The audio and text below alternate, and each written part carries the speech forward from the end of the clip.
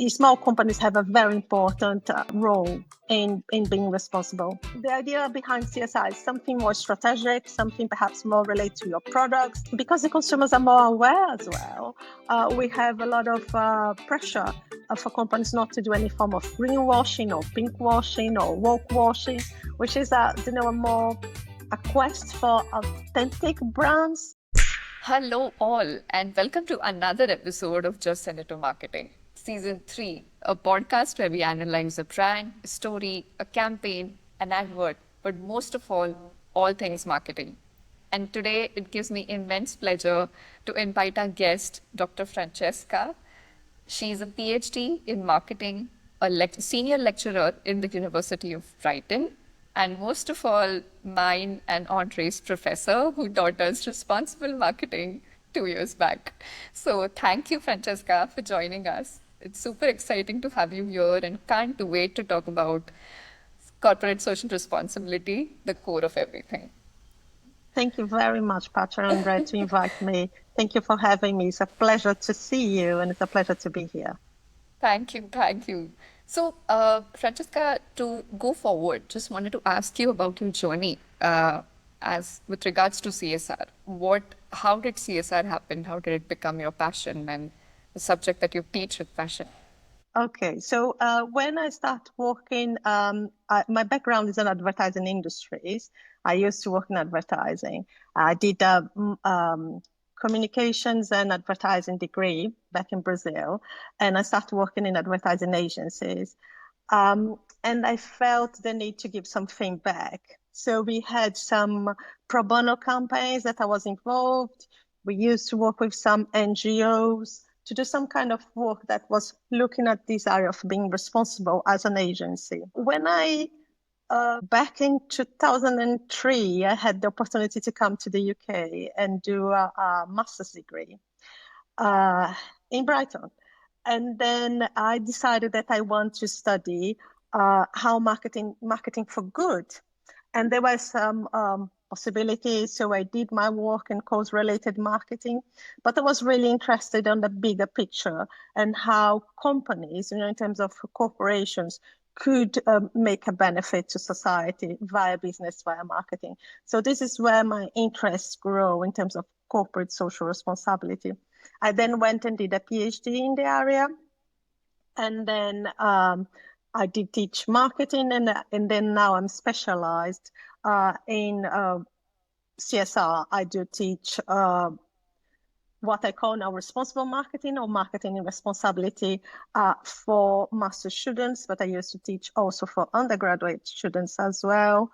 I wrote some papers around that area. I'm involved in research projects around that area, and I supervise PhD students as well. Francisca, so for those that are not used to the word CSR, can you just explain us a little bit in a few words what CSR is? Okay, so corporate social responsibility. It's a term. If you Google it, you're going to find lots of definitions and different takes on it. But basically, we are looking at corporations doing something for either the society or the environment that they don't have to do by law.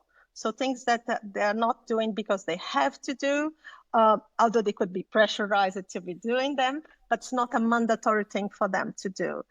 Some other definitions are more kind of encompassing and looking at things like, that include perhaps sustainability and not having a negative impact in the provisions of the future consumers or future people. There are others who look at the environment as well. So there's the social aspect of it, the environmental aspect of it, the governance aspect of it. But I would say as a general, it's about companies doing good, having a positive impact on the environment, on the society, on the community they operate, or perhaps in the community that they do not operate, but they involve somehow, and that they are not obliged to do, but perhaps they are pressurized to do, either by the government, by consumers, by the competition.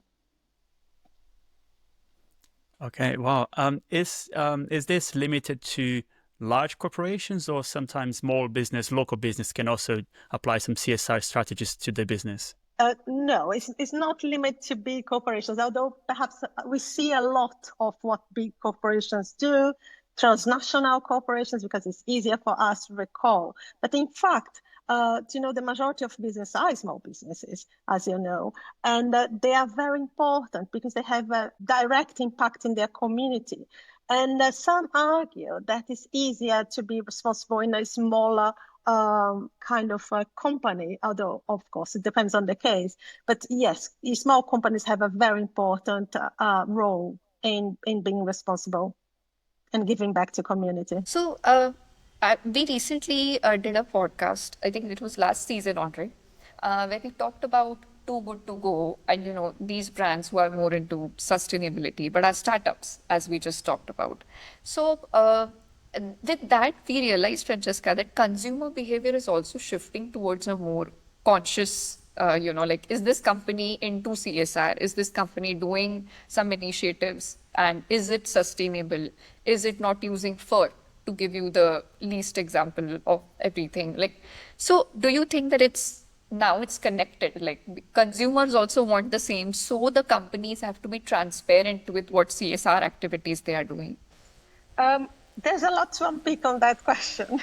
I think generally consumers do want more. Yeah, consumers are more aware. We know what's going on. Everyone can find in one click. You can find what companies are doing here, anywhere in the world, and consumers think generally to be more concerned. The new generation seems to be much more concerned about the impact on the environment. Come on, climate change is here. We need to do something. Having said that, this does not always relate to sales and impact on profits. Sometimes consumers are not aware. Not all consumers are aware, or not all consumers are willing to take the time to investigate how a company is behaving, especially if it's something you buy on your daily life. You just go and buy, you don't even think about it. So there is that. There are other consumers we call responsible consumers, who will then go to great lengths to find the right product, and then they will do all the research needed, but not everyone will do that. I think Prachi and I, we can see that from consumers ourselves. I do sometimes, depending on the item, I will look and see, okay, what they're doing. Where I do want to know if it's ethically sourced or if it's animal tested. So those things, but especially those things are probably law enforcing them, so it doesn't fall under CSR. It depends, because maybe they will be doing yes, it's following the law. Animal testing is forbidden in Europe, but maybe they are doing somewhere else where they're allowed, and then you may decide that you don't want to buy a product from this particular business. Also, maybe they could be doing more. That maybe they are having some kind of campaign where they're helping to regenerate the oceans, or to pay a fair trade to people who are collecting the ingredients of your skincare. Or maybe there's a huge issue now about skincare, especially generated by TikTok, of skincare for younger people. And this is really complicated because it can be dangerous for young skin to be exposed to acids that perhaps are just supposed to be introduced when you are after a certain age. And there's a lot of board certified dermatologists who are kind of explaining that children should not be using this kind of ingredients. But even though we know there are a lot of people kind of promoting this, and it's a huge issue. So we're seeing children as young as 12 using acids that you are not supposed to use at that age, and can really damage your skin. So perhaps companies could be more responsible on that, or just do business with other people who are promoting but are also responsible, conscious about the impact they will have on vulnerable consumers. Because our children, we can all be vulnerable. Yeah, the concept of vulnerable consumer is we think about perhaps children is the easiest one, but we can all be vulnerable depending on the situation. But are we taking care of this particular group? So there are other things that business could be doing apart from following the law and not testing in animals, for instance. But there is a responsibility there to be taken instead of looking, okay, this is a new market. Can I just go now and advertise to 12 years old? No, you can't. No, that's right. I think Australia banned Twitter or social media in general for kids under a certain age. 16, yeah. Yeah, which is really difficult, I guess, because especially a teenager, their life is on the phones. So how are they going to enforce that? It's going to be really, really interesting. But I think it's an important thing to be careful and look after for those vulnerable, especially young. You're talking about 12 years old kids putting makeup on. And it is very important because in India, there is a trend on Instagram that is being viral right now. ASMR for 12 or 13-year-old as we speak. And they are using products like Nivea, La Mer, La Prairie, like these brands, like these huge brands like Lakme, all on their skin, direct on their skin, without even water, splash of water. That is getting popular. And I think this is what, there's a company in India, Jamshedji Tata, the one who has Taj Andre that we spoke about, his hotel. So they have developed a philanthropy approach towards it, like a corporate identity, where they educate these age group of how to not use phone or, how to behave responsibly, and even teach their parents on how do you take care of your children when he or she does that. So this is where my question lies in, Francesca. So does philanthropy and CSR, are they connected in some way, or like, no, there's no connection to it? There is connection. Philanthropy would be when you donate money, yes, for a particular cause or a particular community or something like that. Usually, well, not always, but philanthropy can be done in silence. No one needs to know you are doing philanthropy. And philanthropy some philanthropy, they say, tend to be not necessarily strategic. The difference would be, in theory, I think in practice they are more intertwined than that. But the idea behind CSR is something more strategic, something perhaps more related to your products, which has a better fit between the product and the kind of work you are doing, something long-term where you link with the goals of the company. While philanthropy would be more seen as a donation, although it doesn't work like that. We know there is a lot of big companies have foundations where they donate money in a strategic way. So this is kind of the theoretical division between both of them, but doesn't always work like that. And companies can do very good, a lot of good through donations, through philanthropy. They also have some tax back when they do philanthropy. So sometimes they can get the money back via taxes rebates. Yeah. Yes. So that's part of the financial strategy, I guess. Yeah. And not all philanthropy, as I said, needs to be followed by communication and promotion. So from where you started your CSR journey to now, what would you say is the biggest difference in the corporate kind of approach to CSR? Is it more mainstream now? It's where huge. Before? It's huge. When I started, I remember I was talking to someone I know from another university, and they were saying, "Oh, you are looking at corporate and social responsibility." Like even the name they didn't know how to say, and you had to explain what you're doing. I remember I had to fight to start teaching that to students because it was not deemed really necessary or important back then. People want to look at the normal things you need to know in marketing, like consumer behavior, sales, this kind of things. And we started creating optional models that were looking at responsibility. There was not really core discipline. Well, there was a core discipline, of course, is something people were working for so long, but needed a lot of convincing, which I would say now is much more mainstream. And the idea advanced as well. Some people don't call it corporate social responsibility anymore, but they just call social responsibility. Or some people now really get all mixed up with sustainability and CSR. I decided to call responsible marketing instead of course, now I'm focused on marketing, but also to get a bit of including all the ideas and aspects, because it grow to include other areas. I think it become much more mainstream. I think everyone is aware of it. Everyone talks about it.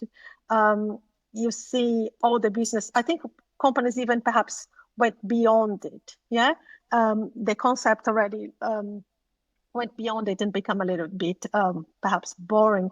And people talk about environmental, social, and governance as well, which is more encompassing. So I think it changed a lot. For sure, it become more mainstream.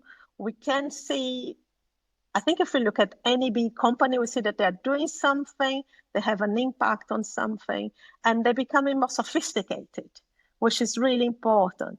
I think in the actions they are doing, I see that a lot of companies have learned from their own mistakes. A few, the first campaigns are a bit tentative. Sometimes they're spending more money on communication than the campaign itself, which generate a lot of skepticism. And because the consumers are more aware as well, we have a lot of pressure for companies not to do any form of greenwashing or pinkwashing or woke washing, which is a quest for authentic brands that align their values to consumers' values, and then you have identification, and then you want to be part of that brand, that narrative, that story. What I also see as well is that although consumers want more, they want a very good product for a very competitive price that's selling at the right place for them to a company or a product that is involved in CSR, only by CSR, they are not going to get much. They need to have everything else plus their responsibility. And then they're going to be scrutinized, which is quite hard to be scrutinized, especially for these big companies we're talking about. We are always going to find something that they haven't done right, or something that they could have done better, or some kind of supplier that they work with, which was really nasty. So it's always easy to find some kind of issue. And then there's again the issue that I just mentioned previously of greenwashing and authenticity. That can be a big thing, but 100% consumers want more. Consumers want that they are being ethical, they are treating well their employees, they have a positive impact on the community, they don't have a negative impact on the environment. And they are all fantastic. I think it's all fantastic. I think the better consumers, the more aware consumers are, the more they can pressurize companies, the better companies will behave. And then there's a huge impact of the competitors, isn't it? Because if one company in an industry behaves in a way, you kind of force the others to behave in a way as well. And then you get this, what we call mimetic isomorphism, where you kind of you want to copy someone that's in your industry to do better. And usually it's a good thing to know that they are doing that to improve their behavior. Being transparent, the better. So currently I'm working with some colleagues at the University of Brighton, Dr. Adam Jones, Dr. Julian Reno, and Dr. Tin Lang that used to work with us. And we are putting together a work called Sustainable Restaurants, where we are working with Restaurant Brighton Regional Association, Ivanka Mavek, who is amazing.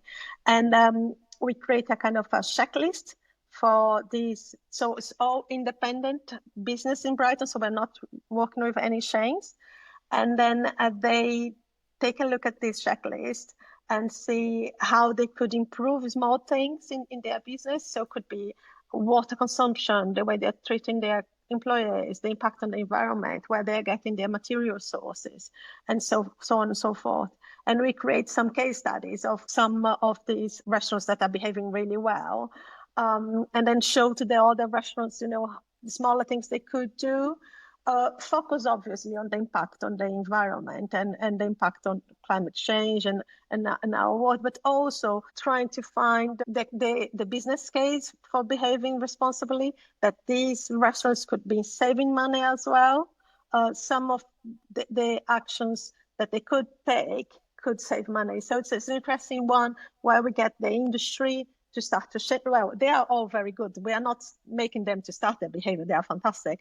We're just giving them a formalized way for them to see where they are, how they can progress, and then take the whole industry to improve one step at a time, depending on their own reality. And we're also trying to work with the city council as well to support that. So it's a very interesting work where you get a lot of small businesses and medium businesses, but working together as an industry. Really impactful. Really, I'm really happy to be part of it. That's a strong opening kind of conversation with them, because as a small business, financial has a big impact on their day-to-day activities, don't it? Yeah, especially the hospitality industry as well, suffering a lot. As you know, with the living crisis, is something that people can just, I'm not going to go out to save money as well. But what we're trying to do is not just us doing that. One of the people who work with us is the owner of one restaurant, Kyriakos. And it's also getting the examples of what these restaurants already been doing to publicize to the others and then engage on that. So we take where they are, and a few of them are very high on the responsible ladder already. So we take them as a good examples, and then everyone wants to do well, which is a good thing. Everyone wants to have a positive impact. And then we had cases for restaurants who were saving water, using less energy, being very kind to the employees, and then have a fantastic, employee engagement.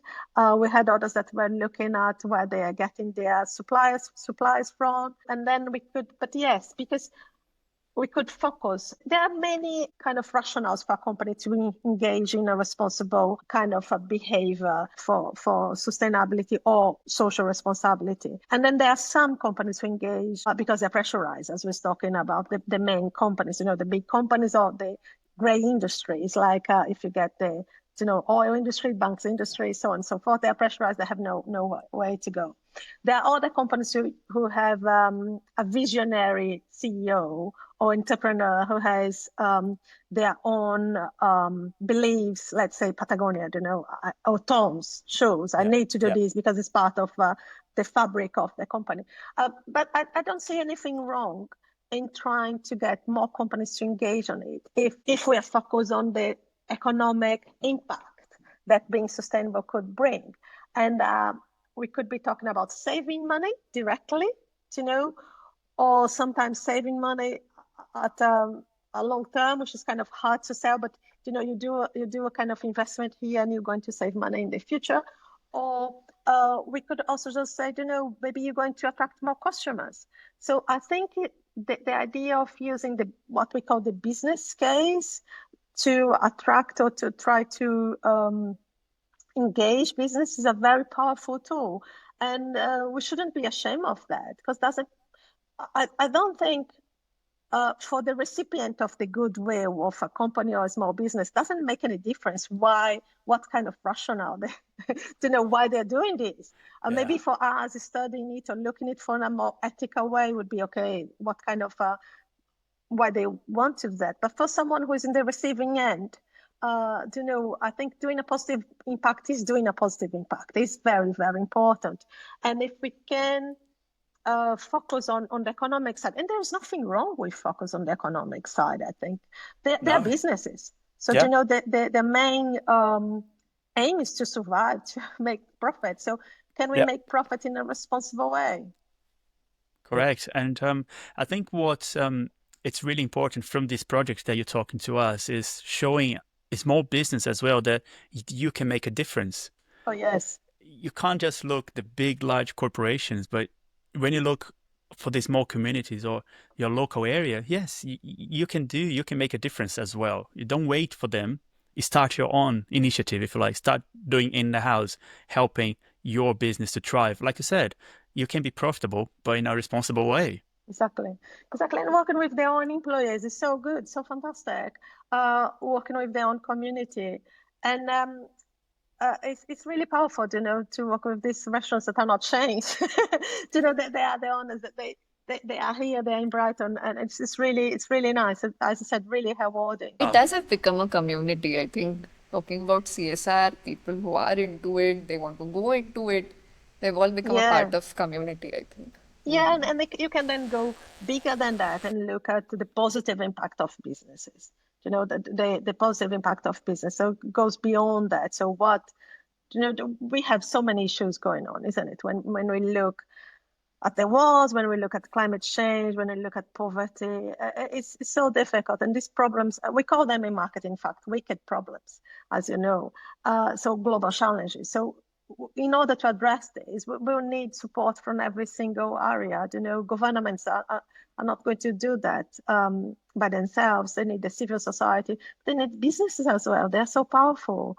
And we can work together to make things better. I'm a great believer in that.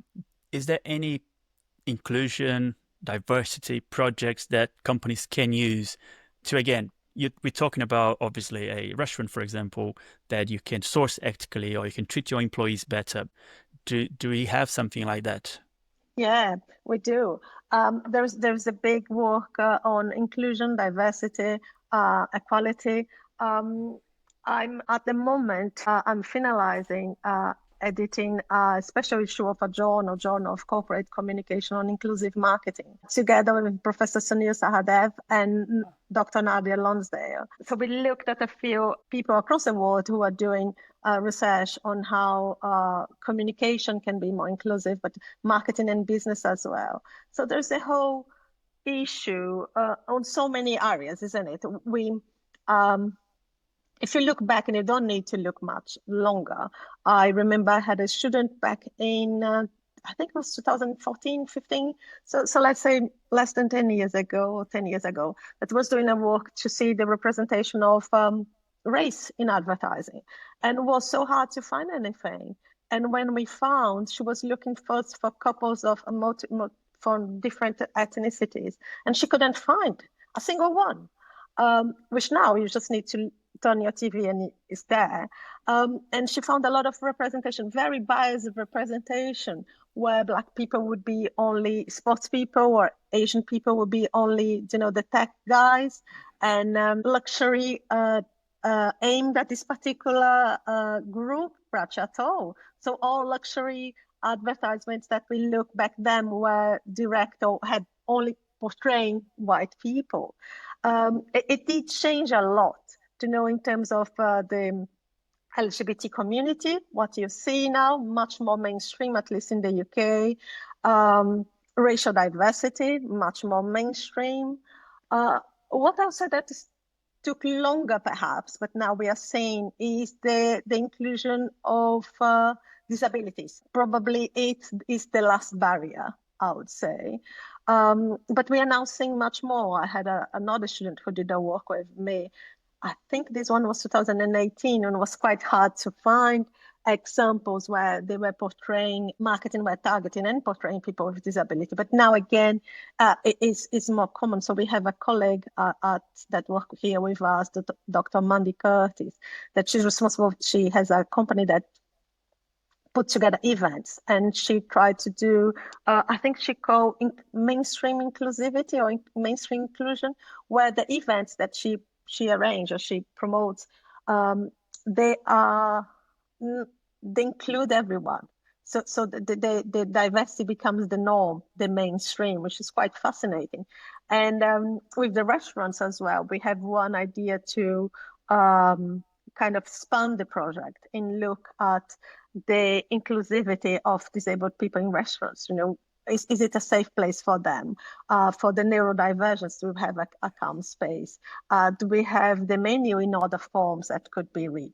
So all of these, or sometimes we don't have ramps. I was, just to say something to you, I was at a concert yesterday, and there were two people on wheelchairs, and they were able to get in there, but it was not really a place for them and then it's this thing, maybe business needs to be more aware of how to include everyone. And and we're talking about the protected characteristics, of course, but we are talking about other things as well. But it's super important. But I think, again, people are becoming more aware of this. And this we can see that, at least here in the UK, more in terms of advertising and promotion. What I would say is a huge issue is that a lot of people who create these, and this is a bit controversial, but let's say a lot of people who create these campaigns, or when you're working on something, you take your own point of view, isn't it? It's quite hard to think outside the box. So this is a kind of a very important point for diverse teams, because the more you have diverse people working in your team, you're going to see things differently. Maybe you're going to see things in a way that you haven't considered before. And this happens with everyone.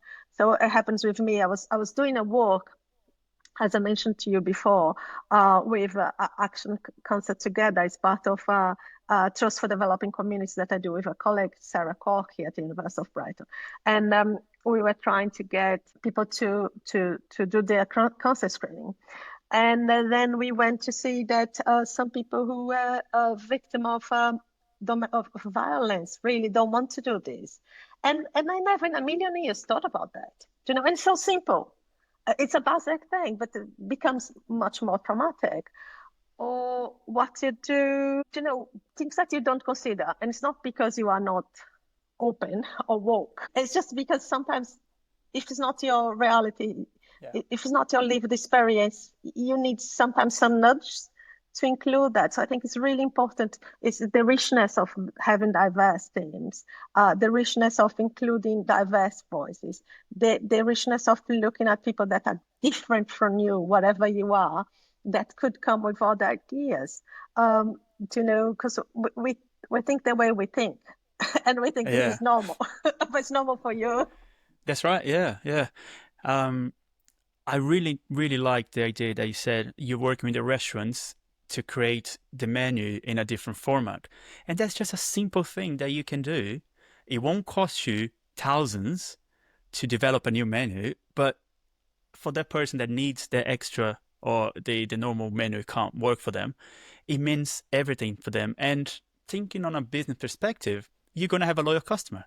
Exactly. Because you see them, you include them. Of course, it's your product, or if your service is good, they will become a loyal customer and they're going to advocate for you. So that's obviously the business side of it that companies need to pay attention as well.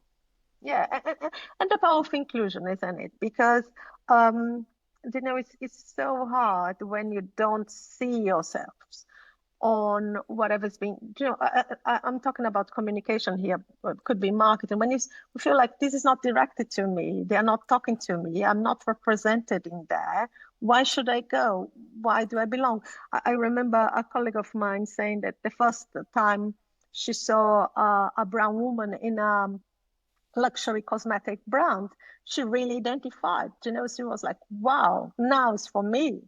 Because how do you feel about that? And perhaps you never even thought about it, because you were using actors and actresses that are huge global stars, and everyone would want to look like them. But there's the whole thing about belonging, which is really important in marketing as well. Identification. Can I see myself? And I think luxury brands are getting much better at this. Yes, but I if think you Fenty, look a little, isn't it? But if you look a little bit, perhaps 5 years ago, they were not so good. No. So I remember when we celebrated the first Asian woman doing, I think was for Victoria's Secret, wasn't it?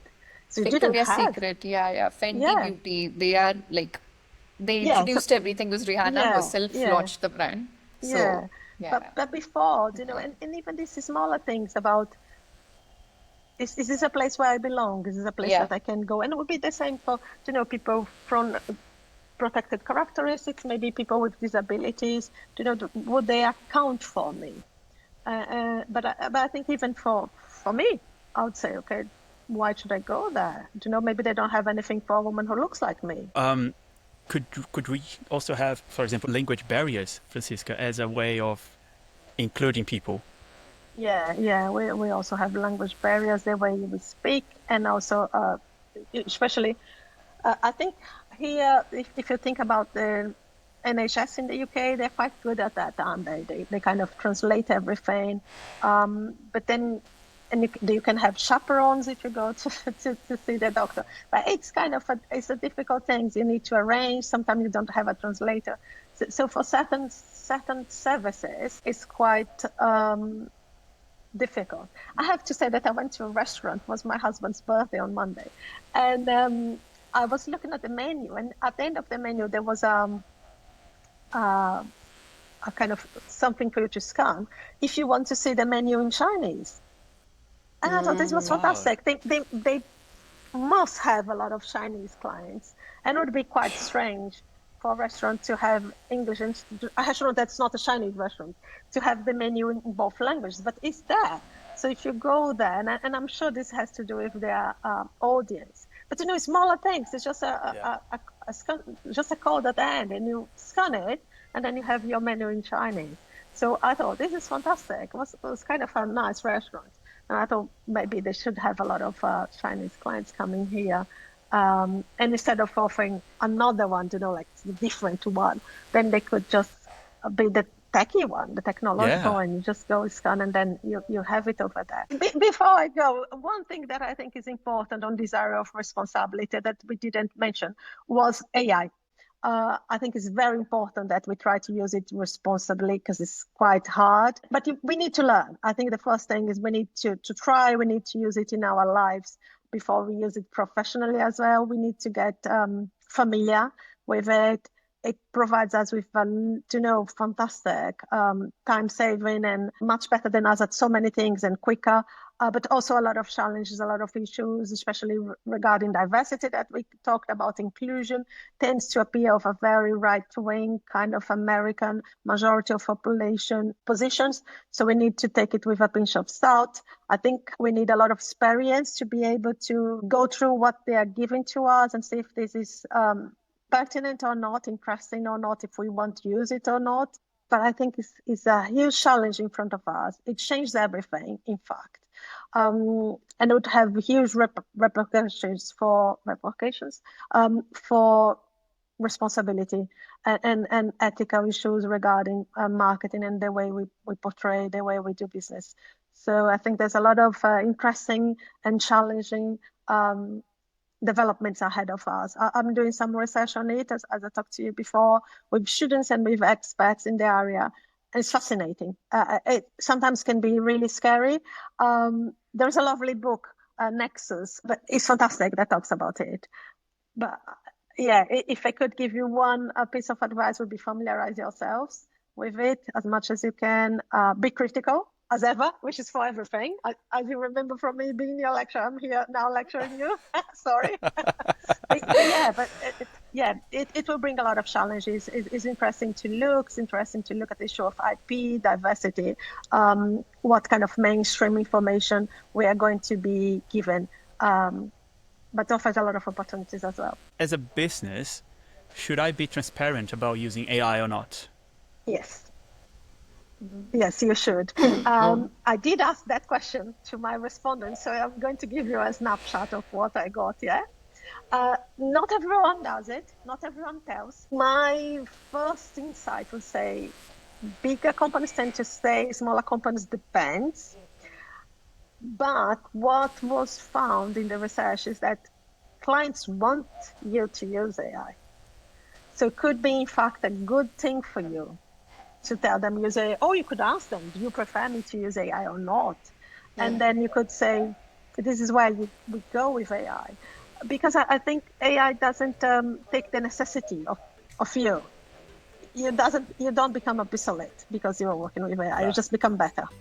But they need to know if you are using, they need to know what kind of, to what extent you are using. And as I said, one of, the majority of the big companies that we're dealing with, big clients, they want to work with AI. It was a request from the clients to have to be working with generative AI. My dissertation was on the different generations, the consumer perception on content generated by AI. And surprisingly, after done the research, I had a survey out. It was about 300 UK residents within the age group. And surprisingly enough, they perceive that when companies tell them that they use AI, they have a positive impression towards the company, towards their brand. Yeah. And I thought it would be the other way around, because and then consumers, they prefer to be upfront that you're using AI because I trust you more because you've been transparent to me. Yeah, and you've been, I think also there's this perception that it's new technology, for you to engage with new technology, you have to have some level of expertise. So you're just showing that I know what I'm talking about. Or in a place where no one knows anything, which is really what the fact with AI. We are all learning. You are one of the, willing ones to learn. So I think it's very positive. This would be my take. But I would say thank you so much for having me, guys. It was really lovely having a chat with you. Hi, it's me, Andre. I hope you enjoyed this episode. Don't forget to check Francisca LinkedIn on the description below. Also, follow us whenever you are watching or listening to this and leave a comment.